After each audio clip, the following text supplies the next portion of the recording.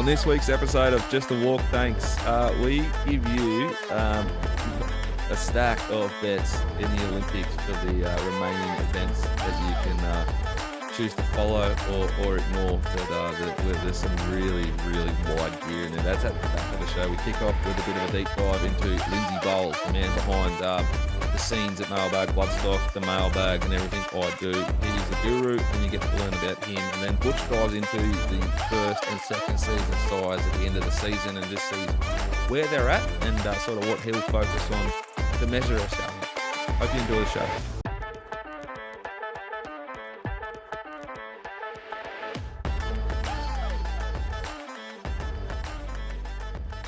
G'day punters and welcome to Just a Walk, thanks, episode 11 with a heavy Olympic theme on this week's show. It's Tuesday morning, it's Wednesday morning, sorry, as we rip in present at this edition of Just a Walk, thanks. Mickey Gannon. Mickey, how are you? Good, mate. How are you? Flying? Airborne. John O'Reina, racing manager at Mailbag Bloodstock. John? Yep, also doing well, thank you. Butch Bourne, who has the first of our 2024 yearlings about to jump out tomorrow morning. How are you? Great, man. Yeah, good. Looking forward to the next introduction, though. Yeah, very special guest. A man that does a lot behind the scenes. He's a bit of a vampire, keeps an awful body clock sort of situation, but he finds a way to get it done, and he's found a way to grace us today with his presence. Obviously, this is a podcast, so you can't see the beautiful work that this man's done to his hair, but I'm telling you right now, it's outstanding behaviour. Live from Brisbane, from Vegas, the king of the trials, the Bloodstock guru in waiting, Lindsay Bowles. Lindsay, how are you? Great, thanks, Jack. Great. Didn't stay up to 3:45 to watch the Kookaburras play Belgium last night in the hockey, so I'm actually pretty fresh, ready to go. So you just woke up to the news that your bet on Belgium was a winner. At the line and head to head, yeah. Is that racist, Butch? Slightly, but yeah, he is from Brisbane, so that's allowed.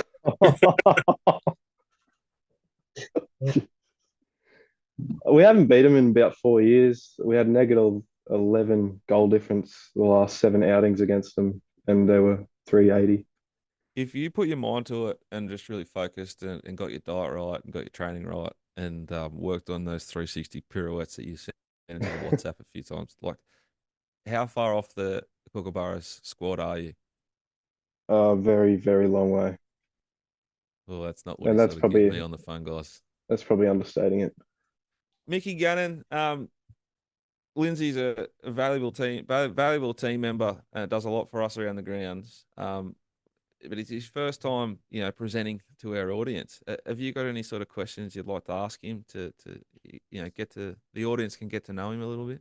Yeah, absolutely. You're quite unique in your areas you're trading there, Lindsay. Hockey, trials, sort of just a vampire version of Bruce McAvaney. Talk us through your work. What are your key areas, and how do you keep finding us these good hockey bets? Played a bit of hockey, so I had a hiatus for a bit, but I'm back in the resis.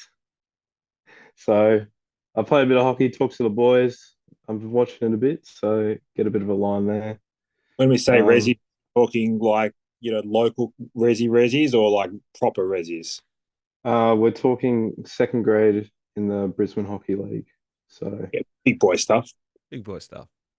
not really, but And he's we'll big say and that. thick and he's a bit girthy. Like you wouldn't want to run into Lindsay like on a fast breakaway with a hockey stick in his hand, would be my first take. Yeah, I got carded last week for that, so yeah. Bit of mongrel, that's what we like, Lindsay. Hey, talk us through what got you into the racing game, what you do for Mailbag, and where your expertise lie. What got me into racing? I'd always be out in the backyard as a kid, and I'd try to get Dad to come out and play a bit of cricket with me, but he never would because the races were on. And then after the last in Melbourne, we always used to go to the nets, and I never really got it. And then one day, I think I was 15 or 16. It was Boxing Day. We went down to Melbourne to see my uncle lives down there. We went down to Melbourne, went to Caulfield.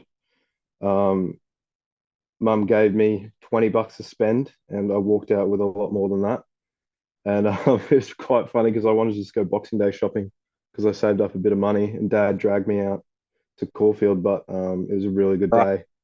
You I had saved you. yeah, I had a um I had a good bet, I think, on the Devonport synthetic that day, and it won. So that's what got me into the racing game, really. And then Hey, from there, when the old man was having a bad day on the punt when he went down to the net, so those balls come in a little bit more heat, sort of at the yeah, nod. zipped off the pitch, Yeah, few bounces.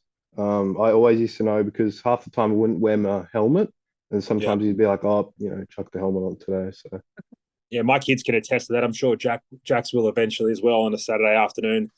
Those tackles just tend to hit a bit harder. You do plenty of trial work with Mailbag and with Jack, and your Jack's trial guy is he clearly doesn't have time to scratch himself. So talk us through mhm. you there. Well, yeah, that's very evident with Jack. He doesn't even have ad block on his racing.com. So every time he watches a replay or a trial, he's got to watch a corporate plastic ad before watching a trial. So you can tell he doesn't. So he needs someone. So I got in touch with him 3 or 4 years ago now, I think, and said I'd like to watch trials. Did a bit of form, and yeah, ever since that, every Wednesday, Saturday meeting, provincial meeting, I'll do the trials.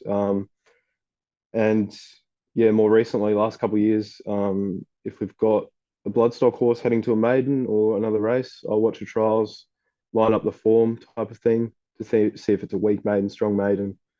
And yeah, that's been enjoyable. Placing a horse is a lot in this game because I think not many people give it the credit it deserves. And I think we're doing a good job with the processes we have like that, watching trials, everything like that. So yeah, it's been good fun. How do you find this? Lindsay also plays a big role in the digital purchases. He'll see things. His biggest asset for us is he does his everything in his own way. So it's another lens on what we're looking at, and it's provided really good value so far. Yeah, that's spot on too. I think it's probably the whole Mailbag team, isn't it, Jack? Everyone stays in their lane, does their thing, and then comes together, which is good. Lindsay, how do you find the cyclical nature of betting? Obviously trials are an edge until they're not, and then data's become such a significant play, and sort of trials and trial pervs is sort of back on the radar these days. Do you feel like it's still an edge at the moment over the market? 100%. I think things are kind of going away where we're a bit too data dependent, and you can find edges in that data. Like I was talking to Jack the other day, some of the sectional times on a certain track are just a bit off at the moment, I think, especially with Renos and the rain we're getting at the moment, like different parts of the track. But then trials, especially in Victoria, they're a pain to watch. They're hard to watch. Like I got car sick as a kid, and like it just brings back flashbacks every time I watch the pack and them jump out. Like I literally feel crook sometimes, and I don't know how he does it. And sometimes they make errors in jump out results. That's always good. Doesn't happen often, but when it does, you got to make sure, you know, things are in line there. Um, Also, I think people watch trials, but they don't know their horse. Like if I find a horse from a trial, I know the horse. Well, I'll make a educated decision from a horse whether it'll like wet, whether it'll like a dry track, tight turning, a certain type of rider, and you profile your horse off that. And they could have 2 runs on a wet deck over 1,000, with 2 inside draws, and then they get out to they might go onto the syntho. They might get a wide draw, get all the momentum, and they'll be spat out in the market, something like that. So That's let's what tie I try let's to tie model that things on. into the first time you met Butch. The first words you said were was a horse name, and we'll talk about that. And then also, would this track suit it and that rider suit it? What did you think about Butch's placement? Right, don't forget that question. The name of that horse, Butch, was You remember you're talking about Nasumi? Nasumi. Yes. Yeah, Um, I've got a bit of a deeper dive here before we get into Nasumi. Um, just, just can we go back to Boxing Day, Lindsay? Now, Mm. I'm having a stab in the dark here. You can elaborate. What are we looking at? Tarakash, Billabong? Like where are we shopping? He's still shopping like mate. Let's just just to butt in. Lindsay came down. Was it 2 years ago now? You reckon? Yeah, maybe a bit less. Maybe a year and a half ago. Right, I got him a really good job interview, like a big Oh, job interview, and he came and yeah, stayed that at was a my bit longer. place. He stayed in the pod all by himself. You know, he got up at 10 a.m. The beers, the fridge is stacked full of beers, but none of them were like pasty enough and crafty enough for him. So he'd wander up and get his own little crafties. He'd go for a swim and he'd take 3 hours at the beach by himself, like a unique operator. And then the morning of the interview, we had to go in a town for the interview. I went with him, and he came out of the pod after he'd been for his long walk and swim. And what he was wearing was like I can't I almost can't remember it because I've tried that hard to block it out of my head. And what his hair looked like, I was like, mate, we cannot go like looking like that. So he went down and booked a hair. Talk about the haircut. Well, like my parents were down in Melbourne at the time, and they said to me, "You need to get a haircut," because they even knew how important this opportunity was. And I said, all right." So I, unlike me, I actually booked a haircut probably 3 days in advance before I even was on the plane. Anyway, I've woken up, got the keys off Jack, driven down to what is it, Frankston? Had a booking. I'm there like 15 minutes early. The joint's closed. And it's like 9:30. My appointment's 9:30 because I didn't want to make it 9 if they were late in. Anyway, the joint's just closed. I called the number, no answer. And when I was walking from, I think it was Office Works or something, I walked past this bloke and he was doing walk-ins only haircut barber. He's about 80 years old. He's just standing out the front, just like staring everyone down. So I had no other option but to trot back to old mate, go in there. I sit in the chair. He is shaking, violently shaking, cutting my hair. And um, like he had this curtain up into this back room, and I didn't know what was going on back there. It was nightmare stuff. Anyway, I've And he's texting me the I'm whole just time, and I was pissing myself. I'm like looking in the mirror, and I was like, I said, "Oh, mate, not too short, not too short," like about 3 times, and he just kept going. And then I'm just staring at myself in the mirror, just thinking my life's over. And then I've walked out of there, and I just said, "Thanks, mate." And Yeah, you always say he's like, oh, thanks, mate. Yeah, that's good. yeah, thanks, mate. I walk out, and I just mumbled, "Fuck quit." Like I was just not happy. And he didn't. It was cash only too. I It didn't was have cash. cash. No, I didn't have cash. So I had to go to the ATM, come back, pay the bloke cash. Um, and he's like, "Oh, I just got to go out the back to get the change." And I said, "Don't worry about it." And then I walked off. That's when I got angry. Then I got back to Jack, and I couldn't contain it for like 5 minutes. He just couldn't even say a word to me. I just And couldn't stop then laughing. Then and he then went and had Ems a was telling you shower, to stop and then because he you're get real bullying him. angry, and he fronted Fuck off. into the shed, boys, and he had a like the worst haircut I've ever seen on a human being ahead of the biggest interview of his life, and he was in a full cotton cream suit. Butch. Linen. In Melbourne in August. Oh fuck! Yeah, looking back up, probably wasn't the best idea. And then Don somehow Don. he got offered the job and he knocked it back. Fuck. Just one of the rarest units of all time. Sorry, back to you, Butch. Just out of curiosity, what was the job, Lindsay? Um, it was to be a jockey manager for someone quite prevalent. Right. Okay. Um, how do you think you would have gone ringing up horse trainers and communicating with them? I actually did a mock one at the interview, and it didn't go too well. But I still got offered the job, and I still looked it back. Right. Okay. And then I retreated back to Brisbane and continued on with life. Yeah, because we had to park. We parked out in front of this joint because I was like, mate, you can't wear this fucking Cotton King number. Like, you look like a fucking Colombian drug dealer with this weird haircut.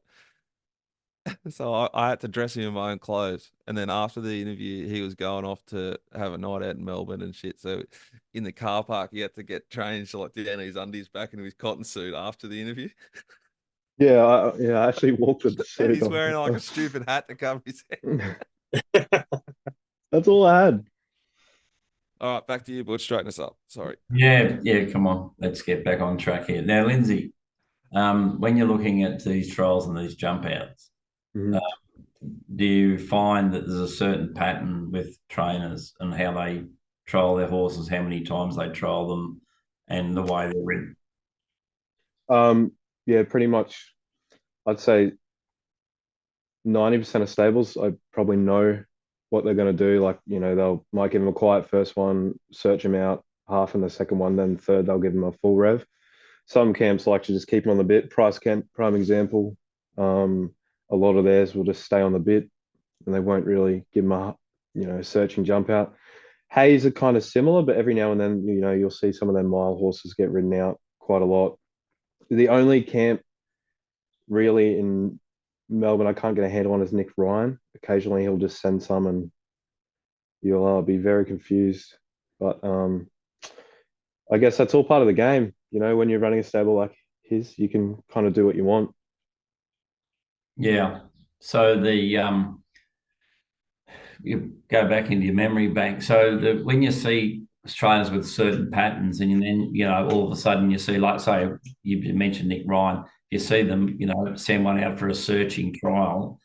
Does that generally result in the horse racing well, poorly? When you see those anomalies. It's case by case. I mean, some sometimes they'll give him a real quiet one, like Nick Ryan. I think he had Worsfold at one point. This is a couple of years ago. It's the prime one I remember. Who trialed, 5 lengths out the back, kind of pretty poor, and then it comes out and it just performs. So he's one I can't really get a handle on. But generally, if a horse is ridden out in a trial and they give him a good searching hit out, it's often a very positive thing compared to um, price Kents of the world and stables such as that will keep them on the bit, especially the younger horses. I think it's important that they have a searching gallop before they go to the races. Especially like younger 2-year-olds coming into the 2-year-old season, you might have a horse that comes out, wins on debut, and then you're an inexperienced horse taking on a horse that's been fully 100% under the throttle on race day. So it's definitely a positive if they've given us searching hit out or a jump out. Yeah. So from my perspective, with especially what you mentioned unraced horses and the inexperienced, you can jump them out down those back straight trials or jump outs. But I do like to see them go around a bend, at a distance for their experience, because I just think that they can go down a back straight that many times, and we have them at home at our place, and they just all jump, go in a bunch, from the 1,600 to the 1,000, and then they pull up anywhere from the 1,000 to the 600. So there's no finish line. It's a guide, but it's good experience. Don't get me wrong, for a horse to do that. But if you're trying to get a true handle and get a horse educated, there's nothing like getting around a bend, is there? Yeah, 100%. I remember, um, especially with if you have a plan for your horse, I assume as a trainer, if you know you're going to be going around, a tight turning track somewhere, giving him an experience going around, a tight turning bend. I remember Clayton Douglas, he had that horse Title Fighter, I think, or one of his horses early in, I think, Yeah, title last fighter, and we season. backed it on debut. Like, not Yeah, many last miles. season or the season before, Yeah, there at was a Mooney Valley. yeah, exactly. So there was a set of Mornington trials, or jump outs. They normally fan wide there, and come, kind of down the outside on the middle. Well, that morning they were title fighter or one of the horses. It was a 2-year-old stuck to the fence, and everything was way out, outside fence. It stuck to the fence and was ridden to corner and get home on the fence, and then it's gone to next Saturday Mooney Valley tight turning track. which is pretty much a very similar setup to that Mornington inner track, and it got the bias in favour that day and just railed like a greyhound and won. But just on the going back to those uneducated, inexperienced horses, Lindsay. So I'll pick on a stallion that's been prevalent this year, a horse called Blue Point, and they trialled and jumped out extremely well, and it's taken them all season to find their feet to start to win races. Do you place much emphasis on that sort of thing when you're looking at breeding? Yeah, of course. I generally like horses with a longer stride and yeah, just stronger, bigger, longer strides. And I found a lot of the Blue Points are very small, kind of squibby types, especially at the jump outs, early days. There are a few. There's a horse I think Godolphin have at the last Druid. It started favourite down the straight, one of the very early 2-year-old races. It was one of the first Blue Points to fail at 2. And then you had Scampy. And I remember seeing Scampy as a yearling, and he was an absolute tank. He was gross, he was heavy, compact, just so much power. And then, he trialled the house down and came out and went poor. So, if I had a squibby Blue Point like the last Druid, early days, I'm pretty sure that was its name, down the straight. I think it was maybe the Bodyguard race. But alarm bells for me early doors were when the last Druid, kind of like a squibby type throne. And then you have a Scampy who's pretty much the polar opposite, who's a big tank of a thing. So you have two different kind of specimens from derived from the same stallion, and they both failed. I think that kind of was an alarm bell for me early days. Yeah. So from purely a punting perspective, you wouldn't be keen to sort of rush into something like that. But we'll elaborate because we're going to talk about first and second season size. But he just from an overall, we're not picking on Blue Point here per se, but he has sort of most of his stock, given that full 2-year-old season, have now started to win some races with a bit more maturity and softer ground. So, which is another factor, Lindsay, in horses trialling on good tracks, soft tracks, and then of course breeding comes into that. Knowing now we're sort of a little bit more knowledgeable about Blue Point now, and maybe those who buy them, train them, might sort of just take a different approach to them. But yeah, well, that European kind of blood, maybe it's just taken a bit of time for them to develop a bit more. I'm not sure. Maybe they just naturally take some time. It's very relevant in regard to what they jump out on at the moment, because you'll get horses that don't want wet ground but need a jump out. And that jump out won't look as good as it might have been because that's not the ground it's going to be racing on or wants to race on. So that's where Lindsay's eye and gut is just tested to the max, and that's why he's so good though. But like I know we have horses like Keats, for example. He's returned to the jump outs, and we don't want a bog track. So you got to put that in context of what they're doing at the trials versus how actually are they going. Should we talk, Butch, about the first and second season sires, considering it's the end of the racing season? Yeah, good segue. Good segue after talking about Blue Point. So the results after the first season sires, because the tables are based on prize money earned. So Too Darn Hot was the best sire above Tassort, and they had a couple of highlight stakes horses in their first season. One of the things I actually think is a really good indicator in a sire is the number of runners they have, which goes to the constitution of a racehorse. So it handles the workload, it eats, it works, it gets to the races. So even though Blue Point was a little bit sketchy early doors, the fact that he had 40 runners as a sire, as a 2-year-old, I actually see that as a positive. So to see him come good late was good. If he hadn't have come good late, you would have worried. But I think now that we get a handle on them, I think that's a positive. So Too Darn Hot, Blue Point, Zusane, and yes, yes, yes, were the top 4 stallions for runners. So that goes good for their constitution. So I give that as a tick. Then you've got the actual, individual numbers of wins, which is Too Darn Hot, Tassort, Zusane, Piarada, Alabama Express, Blue Point, and Brutal. So all those stallions have started off well, getting winners. But clearly the one that's sort of coming from left field here and running at about 52, nearly 53% winners to runners is Alabama Express. He's 17 starters for 9 winners. Great return, and you've got to be You've got to be careful with stats. Some of these 2-year-old stats, especially the Queensland sides, they seem to get a lot of runners and winners up north.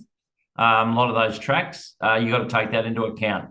So, there's a few there. All those horses I've mentioned have got something going for them, but certainly at 17 starters for 9 winners, Alabama Express is one to watch for the future. And then we roll into the second season size, which saw Trapeze Artist finish on top of the Autumn Sun and Justified. As we know, the Autumn Sun came with a late run with his staying fillies.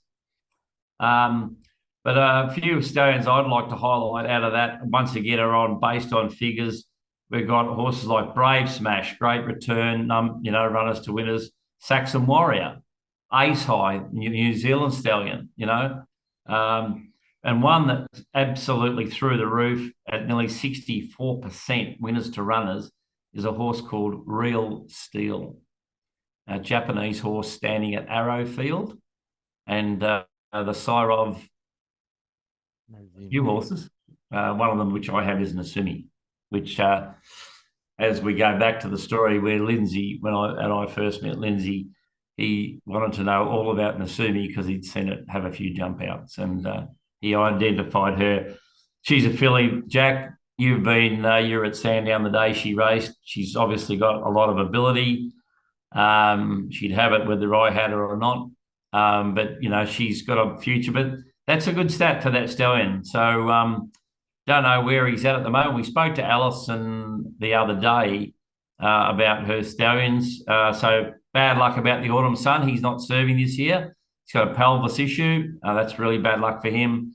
But there's a few to watch. But Real Steel, great returns there. And especially second year, they've just gone from 3. They've just turned 3 now. So he's had a full crop of 3-year-old runners. Just on a raw cross versus what he's doing versus what the other stallions are doing to the same mums. So the average price for a Real Steel is 63,500 versus 99.5 for a sibling, and the returns 42 versus 63. So he's outperforming siblings, which backs up what you're saying. Yeah, absolutely. So I place a lot of emphasis on, I think, and it's going back a while. If we had Rob Scurry on today, who's an apology, but I could talk about in Costa del Lago, and he had a phenomenal amount of first runners in his first crop, and everyone sort of said, he hasn't had a lot of winners. He had an enormous amount of runners, constitution, able to handle the workload. So I see that as a positive. All right. Where else should we go from now, boys? From here? The Olympics. Oh, yeah. Where is the gold? This is an Olympics-inspired podcast. That was going to be the focus until we deep dived into El Bowles, the Cotton King, the Hockey King. Do you want to kick us off, Lindsay, with any other players or positions you're looking to take in the Paris Olympics field hockey, which is your specialty? No, not at the moment. I'm kind of betting game by game. I'm betting each match. The men's competition is very open. I've had teams beat teams and then lose to the teams that the other team had beaten. A bit of mixed form there. Belgium were favourites going in. They've had a good year at the Pro League, which is kind of like the Euros or the World Cup, but They kind of just get the best teams in the world to go there and play in Europe. And it's very hot conditions over there at the moment. I think it was, high 30s yesterday when they were playing. So that has to have some effect on some of the European teams, I'd assume. Teams like Australia should thrive, but we did get thrashed overnight, 6-2 by Belgium. So that's a bit of a setback there. A team like Germany, they've got a lot of talent, but they just can't put it together at the moment. Is it true they've Netherlands, imported an Argentinian with a lot of caps? yes, an Argentinian bloke called Payat. He played about, I think, 170 odd games, and was over a goal a game for Argentina. And he's gone and they're now playing for Germany. So that's very How does that interesting. happen? Did he marry a German? Um, I'm not entirely sure, to be honest. Probably, I'd assume. But I do remember seeing something that his girlfriend was Argentinian, so I'm not entirely sure. Need to look into that a bit more. But he was a massive influence for Argentina. And now he is not playing there, so they are struggling. And there's a practice in hockey called short corner, which is pretty much a mix between a set shot and a soccer corner type of thing. So the ball gets pushed out, people run out of the goal and try to stop it, and it's pretty much an open shot if the people don't get out and stop it. And he was pretty much the best in the world, but he's got a bit older, and Argentina are lacking that at the moment. They do not have that prowess. I think 40% of 35 to 40% of goals in hockey are from that short corner practice. So losing him for Argentina is a big loss for them. So they're a bit in trouble. I've been watching India play a bit. They're Well, that can handle the heat. they should be going better than they are. They got beaten by Argentina the other day, but they were all over them. I think they had 10 penalty corners, 55% possession, 17 shots, and they drew there. So that was a setback for them. Netherlands, pretty much similar to Germany. No one's just kind of firing at the moment. So when it comes finals time, that's when you'll see who's going to come out on top. I think a big finals performance, in the first semi, that'll really get the momentum going. Righto. Butch, what do you got for us? Where's the gold, big boy? Well, what I got for you, Jack, is there's nothing wrong with marrying a German because I did that. So g'day to Deborah, who's on holidays overseas at the moment. And can I just say, Jack, that the cross did work. Okay. Yeah, three great children. Right. So let's go into. I'm gonna hone in on the men's show jumping now. I think the anchor in all of these bets are the Swedish team to win at $2.40. So that looks like a lock to me. Now we've got three guys who are capable of winning. A fella from the UK called Ben Maher. He's running around at about $13 at the moment. Max Kunar from Austria, $23, and Steve Gerda from Switzerland at $14. Now, that's them to win. Probably to get on the podium would be, half or 25% of that, I would say. But they all look good plays. So Ben Maher from Great Britain, Max Kunar from Austria, and Steve Gerda from Switzerland.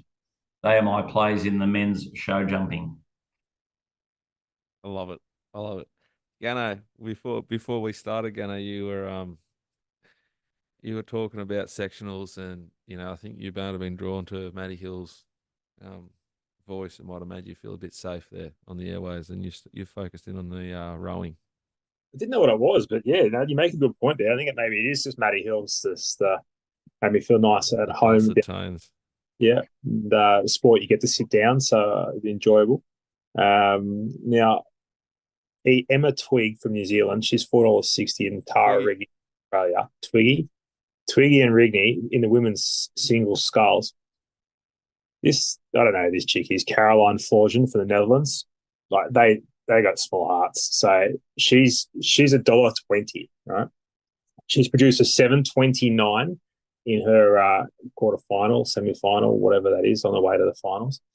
Rigney's produced a 7:30, but old Caroline, she's been pushed all the way by one of Butcher's mates over there in Germany, pushed all the way and only produced a 7:29. Rigney's, she's sat up. She's proper, just had a peek over the shoulder, looked at the big screen, sat at the last 150. I reckon she could have easily punched out a sub 7:25, like easily.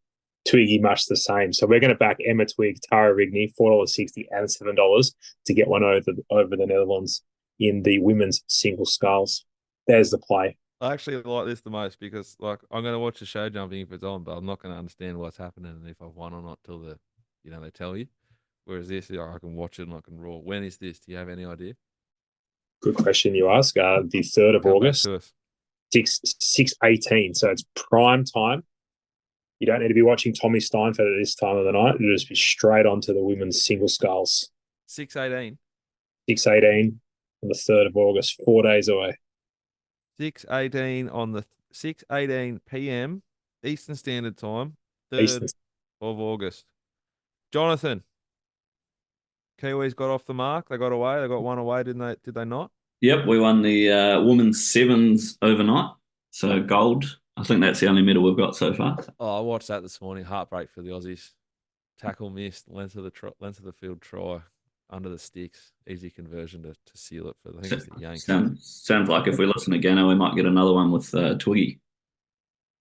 Can you name the team? Can you name the team, John? Portia Woodman, and I think that's about it.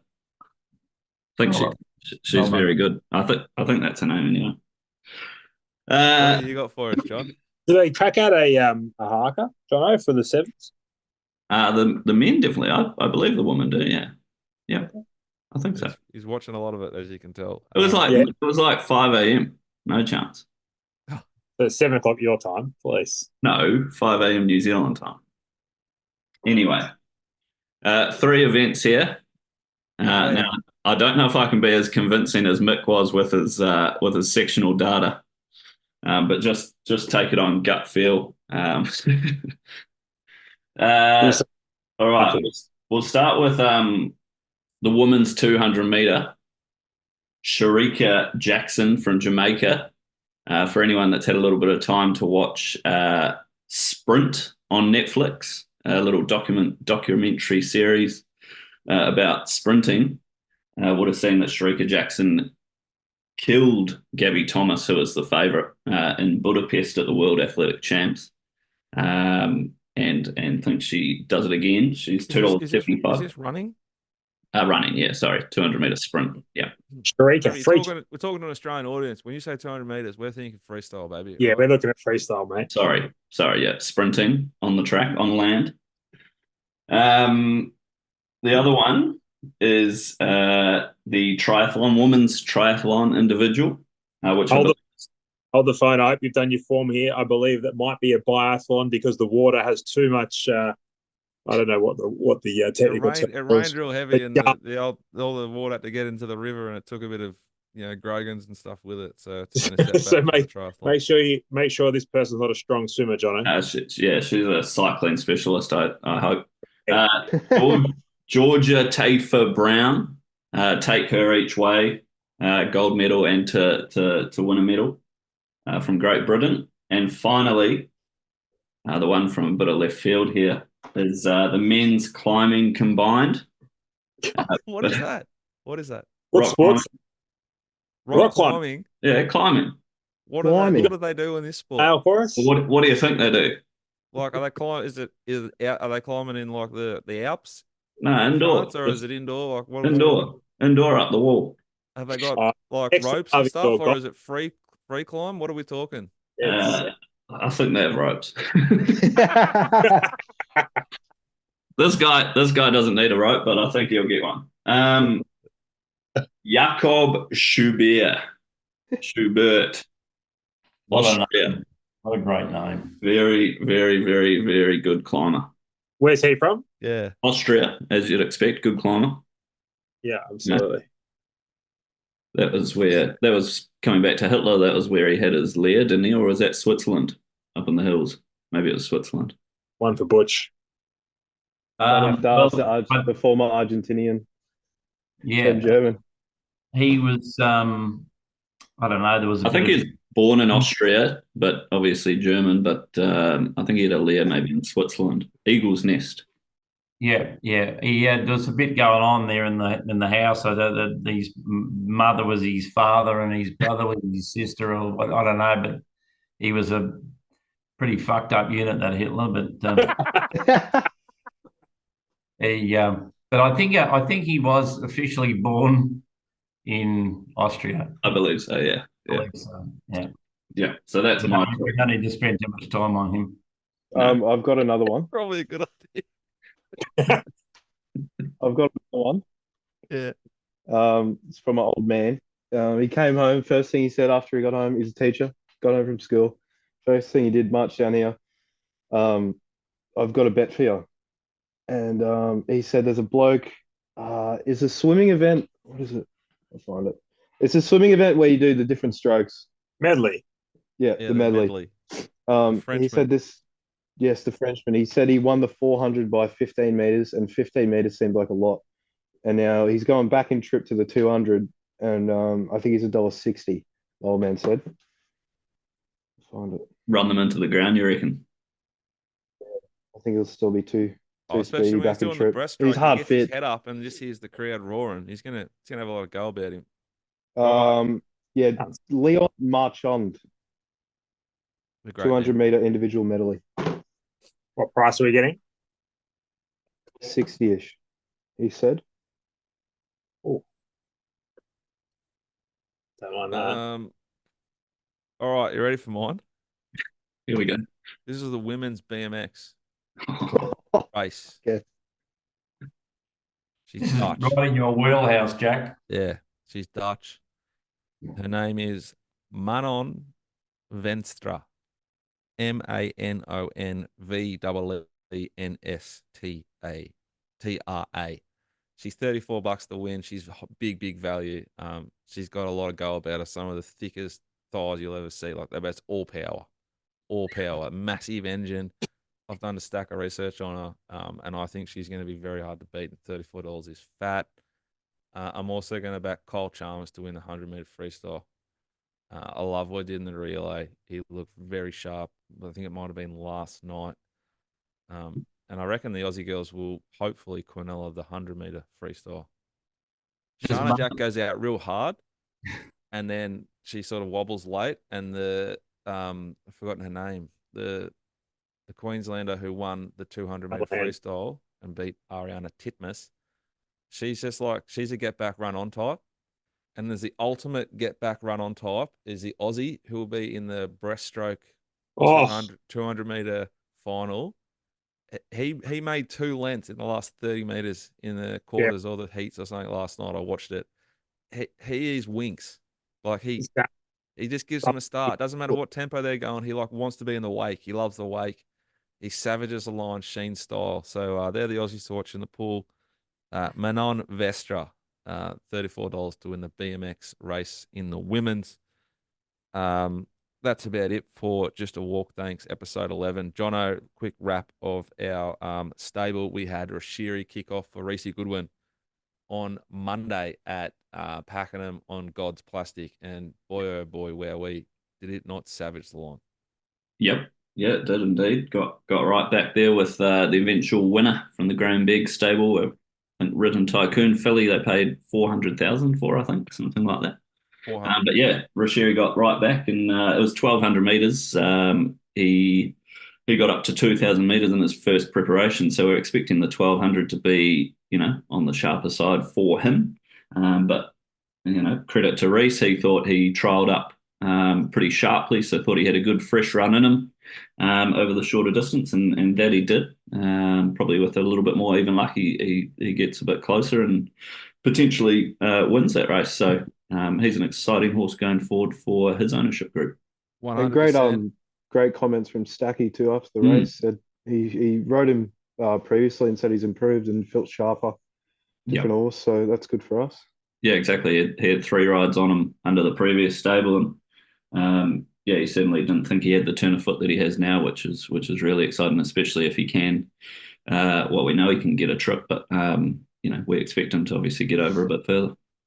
Beautiful stuff. As Butch mentioned earlier in the show, Alabama Express doing a phenomenal job as a stallion. We've got a beautiful filly that's in training now with Kieran Maher at his Ballarat stable. If you want to find out more about her and get involved, please email Jono, Jono, at themailbag.com.au. Also, I think a share or two left in The Genius with Kieran and Pesto with Gavin Bedgegood. Two nice tried horses that I'm very, very confident in. Find out more, Jono, Jono, at themailbag.com.au. That's been Just a Walk. Thanks, episode 11. I hope you really enjoyed it. Lindsay, huge, huge debut. Full credit to you. And you're going to need to go back and write out those bets if you want them. This is not like a social media well orchestrated production. We will not be carving these things up into a Canva and Until they win. Socials. Unless they win, then maybe if Jono's not busy. Have a great week. Enjoy yourselves and be nice to each other. Bye for now.